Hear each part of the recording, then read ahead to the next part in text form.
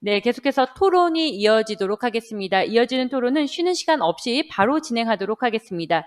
패널 토론은 강연을 해주신 두 분의 발표자와 이번 금융소비자보호대상 심사위원장이신 홍은주 한양사이버대학교 교수님께서 좌장을 맡아주시겠습니다.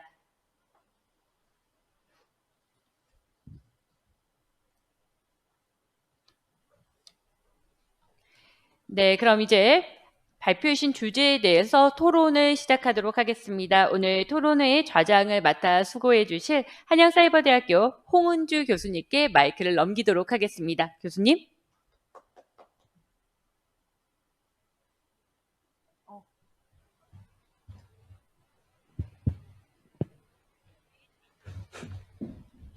네, 두 분 그 세미나 발표자분들께서 너무 시의적절한 주제를 선택을 해가지고 말씀을 해주신 것 같습니다.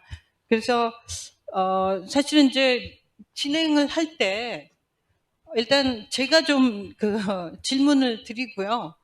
두 분 발표자분들의 답변을 좀 듣고 그다음에 플로어에서 질문이 있으신 거 혹은 의문이 있으시거나 발표할 내용이 있으시면 그때 그 발표를 듣는 걸로 이렇게 하도록 하겠습니다. 우선 저쪽 맨 끝에 계시는 윤민섭 연구위원님, 그 진짜 좋은 발표 많이 들었습니다. 정말 디지털이 너무 우리 가까이 와가지고 그 일상 속에 뿌리내리고 있는데도 불구하고 실제로 그게 거기서 노출되는 위험에 대해서요 우리가 제대로 좀 인지하지 못하고 있는 것 같습니다. 그래서 몇 가지 좀 질문 좀 드릴게요. 제가 잘 몰라서. 일단 그 이제 클라우드 펀딩이라 그래가지고 어떤 사업에 있어서 좋은 아이디어가 있으면 그런 클라우드 펀딩 플랫폼들이 요즘 많이 있잖아요. 그래서 막 투자를 한다고요.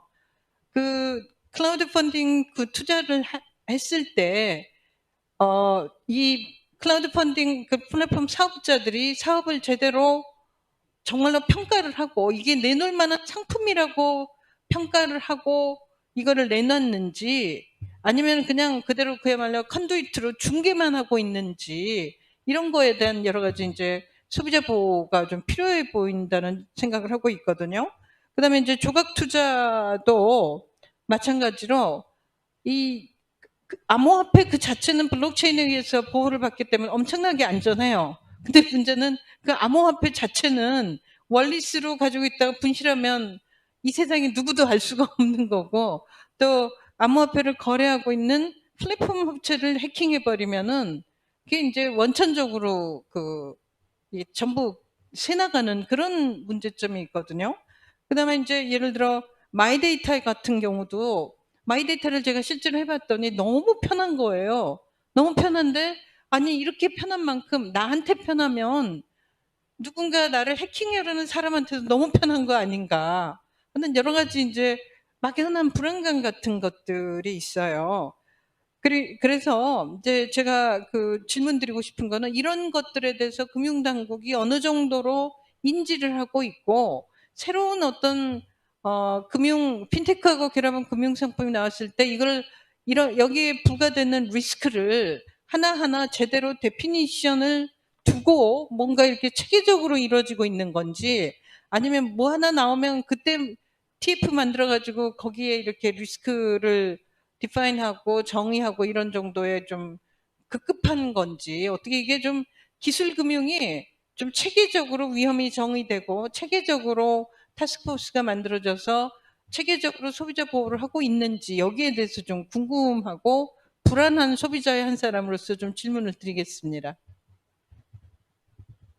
예, 말씀하셨던 대로 어떻게 보면은 그 시스템, 그러니까 새로운 금융상품 같은 경우는 사업자가 얼마 없습니다. 사업자가 얼마 없고 어떻게 보면은 해당 틈새 시장에서 약간 그 독과점 형태를 취하는 경우가 있고 그런 경우에는 결국에는 그 운영자가 얼마나 이제 그 윤리적으로 경영을 하고 윤리적으로 금융소비자를 보호하느냐가 가장 우선적으로 해야 될 원칙이죠. 근데 이런 사항에 대해서 어떻게 보면은 그냥 자율에 맡길 수 있는 부분도 있지만 자율에 맡기지 못하는 부분도 있을 것 같습니다. 그래서 이제 금융위원회나 금융감독 등 금융당국 같은 경우는 이제 이런 부분에 대해서 적절히 대응을 해야 되는데요. 사실 적절히 대응하는 데는 사실상 한계가 좀 있습니다. 왜냐하면 시장이 성장을 해당 사업 분야가 미미한 경우에는 감독의 문제가 발생하기 전까지는 눈에 들어오지 않거든요. 과거에 머지포인트 사태도 그 사건이 하나의 이슈가 돼서 발생되기 전까지는 아무도 몰랐습니다. 금융당국뿐만 아니라 공정이나 아무데도 몰랐죠. 하지만 그럼에도 불구하고 그 시장을 감시하고 시장을 한번 규율을 체계를 만들어가야 되는 책임은 분명히 금융감독당국에 있는 것 같습니다. 그렇다면 현재 금융당국이 이 부분에 대해서 어떻게 대응하고 있느냐? 사실 저는 금융감독당국이 아니기 때문에 어떻게 뭐라고 말씀을 드릴 수는 없지만 제가 그동안 참여해왔던 회의나 그다음에 그동안에 경험했던 부분을 종합해서 말씀드리자면 어느 정도의 방향성과 그다음에 그 추진 계획은 다 갖고 있다라고 말씀드릴 수가 있습니다. 근데 이제 이 부분을 갖다가 외부의 공개를 해서 공개적으로 같이 논의를 해나가면 좋을 수도 있고 안 좋을 수도 있는데 만약에 좋다라고 생각이 되는, 만약에 공개적인 논의가 필요하다라고 생각하는 사람들은, 저 같은 연구자들은 공개적으로 다 같이 논의를 해보자라는 주의일 겁니다. 하지만 문제는 뭐냐면 논의를 하기 시작하는 순간 시장이나 금융소비자들에게 잘못된 시그널을 줄 가능성이 높기 때문에 그 부분을 적절히 고려해서 좀 공개하는 것이 아닌가. 그러다 보니까 외부에서 보기에는 하나하나 그때 이슈 발생했을 때만 TF를 구축해서 대응하는 것처럼 보일 수도 있지만 실제로는 제가 판단하기에는 내부적으로 어떤 하나의 정책 방향성과 그다음에 그 틀을 좀 갖고 있다라고밖에 말씀드릴 수 없을 것 같습니다. 예. 감사합니다. 다음으로 성수영 교수님께 한 가지 여쭙겠습니다. 아까 금융소비자보호법 시행 2년 차에 접어들면서 굉장히 이렇게 이제 여러 가지 가이드라인을 배포를 해가지고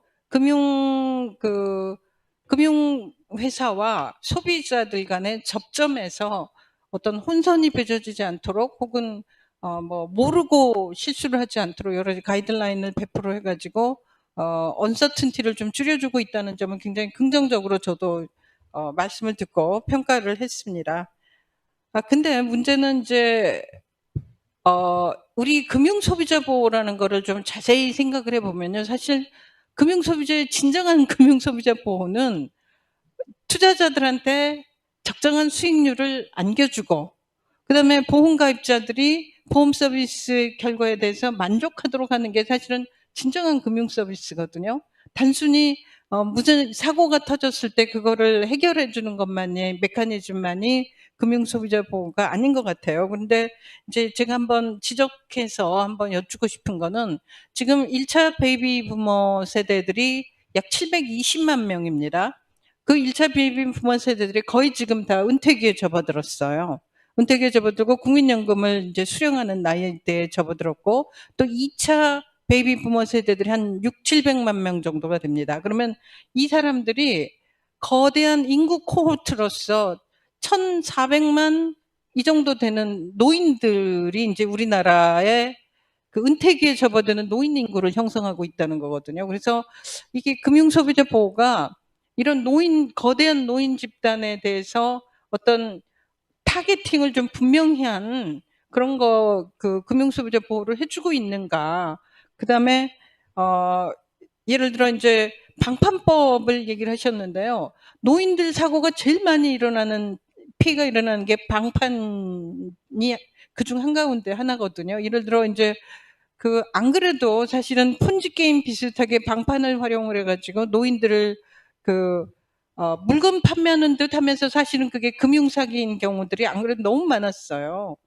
근데 여기 이제 방판까지 이렇게 허용이 된다고 했을 때, 이런 위험에 대한 인지를, 노인 세대에 대한 인지를 이 정부 당국이 제대로 하고 있는가? 그 다음에 금융소비자법이 이거에 대해서 제대로 애드레스를 하고 있는가? 이런 의문이 지금 하나가 들었고요. 두 번째로는 이제 지금 보험 산업은 핵심이 단순히 연금을 보장해 주는 것뿐만이 아니고 연금 플러스 노후의 그 요양병원이라든가 노인 요양시설 같은 그런 것과 결합한 헬스 산업으로 지금 보험회사가 그 확대가 돼야 되는 그런 상황이 있거든요. 여기에 대해서 정부 당국이 어느 정도 인지를 하고 이 초고령화가 확산되고 있는 이 시대에 대해서 제대로 디파인을 하고 거기에 맞는 금융소비자 보호를 해주고 있는가에 대해서 혹시 그 무슨 가지고 계신 정보나 생각이 있으시면 좀 말씀해 주시기 바랍니다. 감사합니다. 네, 그 심사위원장님께서 그 두 가지 크게 보면 이제 고령층에 대한 문제 말씀하신 것 같고, 또 최근에 이제 방문 판매법 개정에 따른 소비자 피해 부분에 대한 말씀 해주신 것 같습니다. 일단은 그 우리 죄송합니다. 고령 사회로 이제 이게 초고령 사회에 곧 진입을 2, 3년 안에 앞두고 있는데요. 사실은 이게 금융소비자보호법이 이제 뭐 고령자만을 위한 보호법으로 좀 하기는 좀 어렵기 때문에 거기에 대해서 다만 이제 고령에 대한 고령자에 대한 보호 업무를 그 가이드라인이라든지 이런 데서 별도로 이렇게 규제를 좀 하고 있습니다. 그리고 그런 부분들이 가이드라인이 있고요. 그다음에 이제 특히 은퇴기에 접어든 분들에 대해서 사실은 이게 금융소비자보호법에 금융교육이 법제화됐거든요. 그래서 고령층에 대한 타겟팅을 해서 금융교육을 법제화되어 있는 금융교육을 좀 활성화를 할 필요가 있다고 생각합니다. 특히 이제 보험 산업에서 헬스케어 부분하고 이제 보험이 접목을 했어요. 이제 그런 형태로 보험 산업이 지금 발전을 하고 있는데 그 부분도 좀 이렇게 그 특히 고령층에 대한 부분으로 좀 이렇게 좀 집중을 해서 좀 할 수 있으면 좋겠고요. 근데 지금 이제 방문 판매법이 개정이 금융상품이 빠졌는데요. 근데 방문 판매법의 핵심은 청약 철회에 대한 부분입니다. 근데 금융소비자보호법에 청약 철회권이 우리 모든 금융상품에 대해서 다 들어왔고 규제가 되었기 때문에 이제 방문 판매법에서 굳이 그 금융상품을 규제하지 않더라도 그 금소법에 따른 방문 판매가 이루어질 수 있도록 청약 철회법이 이루어질 수 있도록 되어 있고요. 다만 아까 전에 홍 교수님 지적하시다시피 이게 방문 판매를 하다 보면 실제적으로 아마 소비자 문제가 좀 더 확대될 가능성은 틀림없이 있을 것 같습니다. 그래서 지금 현재 모범 규준상에 나와 있는 것도 반드시 사전에 알려서 가도록 그렇게 되어 있고요.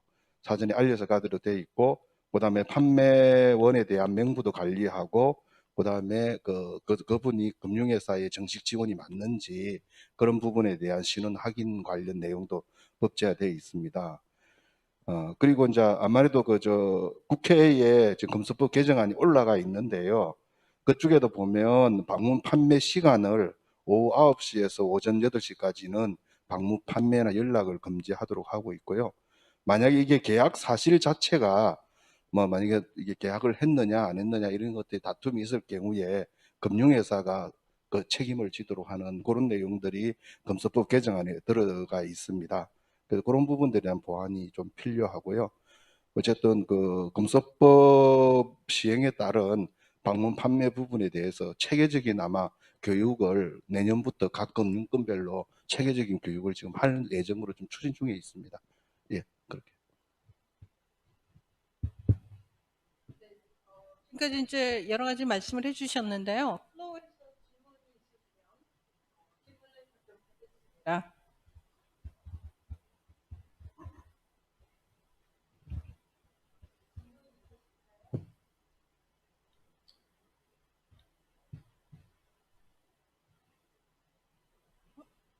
질문이 따로 없으시면 대충 이제 이 정도로 토론을 마무리하는데 한 가지만 토론 마무리하기 전에 한 가지만 좀 여쭤볼게요. 마이데이터를 제가 이제 실제로 사용을 해봤어요. 그랬더니 굉장히 편리하게 제가 가진 모든 정보를 이제 이렇게 알겠더라고요. 알겠는데 글쎄 그걸로 구체적으로 그 금융회사에서 그걸 새로운 비즈니스로 확장하겠다고 지금 마이데이터 사업에 엄청난 돈을 지금 쏟아붓고 있어요. 근데 저는 이걸 해갖고 무슨 돈을 벌겠다는지 잘 이제 모르겠고, 만약에 금융회사들이 내 정보를 갖고 활용을 해서 저기 그 사업을 한다면 제가 이제 거기에 대해서 동의를 해줘야 되는 거잖아요. 근데 그 동의를 해준 다음에 벌이고자 하는 사업이 성격을 제대로 모르는 상태에서 막 동의를 해줄 수가 있겠나, 이런 생각이 좀 들었어요. 그래서 예를 들어서 마이데이터 산업으로 어떤 사업이 가능한가요? 그걸 알아야 내가 동의를 해줬든지 말든지 할 수 있을 것 같거든요. 예, 그 마이데이터 사업은 우선적으로 그 법률상 명칭은 본인 신용정보관리업입니다. 결국에 제 정보에 대한 관리를 제가 다 할 수 없으니까 다른 그 마이데이터 사업자한테 위탁을 하는 건데, 어떻게 보면은 앞으로 사업이 발전하게 되면은 저뿐만 아니라 그 다양한 금융소비자의 데이터를 모아서 가공을 한 다음에 데이터를 판매하는 업이 우선은 가능을 하고요. 그 밖에 이제 금융상품 추천 판매업도 가능을 한데요. 이제 사실 현재 마이데이터 사업자들의 사업 전략은 크게 두 가지라고 볼 수 있습니다. 뭐냐면, 하나는 그 자신이 이미 갖고 있는 서비스에 대한 락인 효과, 자신이 갖고 있는 네트워크나 그걸 이용해서 하는 락인 효과라고 해서 그 부분은 이제 테크 기업들이 많이 구사하는 전략이고, 그리고 이제 마이데이터를 써보셨다고 하셨지만, 마이데이터를 이용하게 되면 하나만 쓰게 되지 않습니까? 그러면 다른 금융회사 앱을 안 들어가게 됩니다. 그 경우에는 이제 다른 금융회사들은 자신의 고객을 마이데이터 사업자한테 뺏기는 게 되니까, 금융회사들 입장에서는 우선 지토끼부터 지키고 그에 맞춤형으로 더 서비스를 추가하려는 사업 모델로 가고 있습니다. 예. 제가 마이데이터 관련해서 평소 제가 가지고 있던 생각 중에 하나를 좀 설명을 좀 드리고 싶은데요. 저는 소비자 입장에서 마이데이터 산업을 좀 재편해야 된다고 생각을 합니다. 뭐냐면, 이게 오픈뱅킹이나 마이데이터를 통해서 자료를 모아서 편리하게 비교 분석해서 데이터를 보여준다라는 측면에서 상당히 의미가 있는데요. 소비자 입장에서 보면 그래서 뭐라고 하는 의문점이 하나 들어 있습니다. 그 구슬도 꼬매야 보배다라는 속담이 있듯이, 소비자는 그냥 보여주는 정보를 사실은 금융지식이 부족한 소비자가 해석을 해야 되는 문제가 생겨버립니다. 그래서 사실은 이거를 보여주는 것도 중요하지만 그 보여주는 데이터를 금융회사 직원하고 소비자 사이에 어떻게 전달할 것인가, 이게 무슨 뜻이고 소비자 입장에서 어떤 내용이고 당신이 금융거래를 하는 데서 어떤 도움을 받아야 된다라고 하는 거를 어떻게 전달할 것인가라는 노력이 필요하다고 봅니다. 이게 디지털 금융이 지나치게 발전하다 보니까 모든 정보를 디지털화해 버린단 말이죠. 소비자는 그 디지털을 사실 해독하기가 쉽지 않습니다. 그 정보를요. 그래서 사실은 또 하나의 판매 채널이, 그러니까 소비자한테 이 디지털 정보를 어떻게 전달할 것인가라는, 그걸 꼭 AI도 중요하지만 그 사이에 사람이 어떤 역할을 할 것인가에 대한 고민이 좀 하나의 좀 전제가 좀 필요하다고 봅니다. 그래서 마이데이터 산업을 확충하는 것도 중요하지만 그 결과와 소비자가 어떻게 만날 것인지, 그걸 소비자들 이용해서 그거를 소비자의 선택에 어떤 영향을 줄 것인지를 구체적으로 소비자한테 이해시키는 절차, 그것이 지금 현재는 저는 부족하다고 보는 게 좀 하나의 소비자적으로 보면 좀 문제적이다 보고 있습니다. 기술이 이제 너무 앞서가다 보니까 그 기술이 가져오는 어떤 그 서비스에 더해서 부과되는 여러 가지 이제 그 디지털 위험에 대해서 우리가 제대로 애드레스하지 못한다는 문제점이 있는 것 같아요. 제가 최근에 읽은 책 중에 모두를 죽이려면 여기를 클릭하세요라는 그 책이 있었어요. 보안 쪽에, IT 보안 쪽에 아주 세계 최고의 그루라고 할 수 있는 분이 쓰신 책인데요. 그러니까 우리가 이제 네트워크 경제로 확산이 되고 있지만 그 기술이 가져오는 그 위험의 크기에 대해서 정확하게 정의하지 못한 상태로 서비스만을 우리가 받고 있다는 게 이제 그 책이 지적한 위험이었거든요. 그게 이제 크게 확대되면 그야말로 클릭 하나로 사람을 다 죽이거나, 혹은 클릭 하나로 예를 들어 마이데이터에 내 모든 데이터가 마이데이터에 들어있는데 그게 브리치가 돼갖고 뚫리게 되면은 나의 모든 금융정보가 모두한테 노출이 되는 이런 굉장히 위험한 그 기술 발전에 따른 위험이 있는데 우리는 아직도 서비스 쪽만 너무 크게 생각을 하고 거기에 부과되는 그 위험에 대해서는 제대로 인지하지 못하고 있는 게 이제 현실인 것 같다는 생각이 듭니다. 오늘 두 분이 말씀하신 것도 바로 그런 측면이었다고 생각을 해요. 그래서 법이란 건 항상 현실을 뒤쫓아가기 때문에 금융소비자보호법이 이런 문제에 대해서 제대로 애드레스했다고 저는 보지 않습니다. 그러니까 정말로 이거를 TF를 하든지 아니면 하나의 큰 흐름으로서 정부 당국에서 이거를 제대로 디파인을 하고 문제점에 대해서 정확하게 예측을 하고 어느 정도라도 그 소비자 보호법 내로 이거를 끌어들일 수 있는 노력이 향후에 더 기울여져야 될 것 같다는 말씀으로 오늘 토론회를 마쳐도 되겠습니까? 더 하실 말씀이 있으시면 예, 이상으로 토론회를 마치도록 하겠습니다. 감사합니다. 토론을 해주신 좌장님과 연사분들께 여러분 큰 박수 다시 한번 부탁드리겠습니다.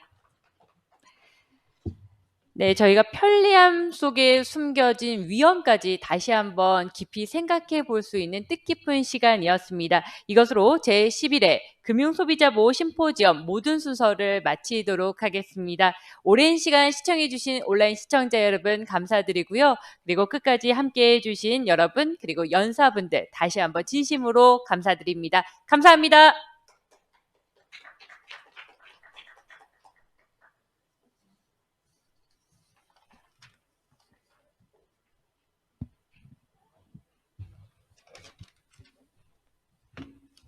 고생하셨습니다.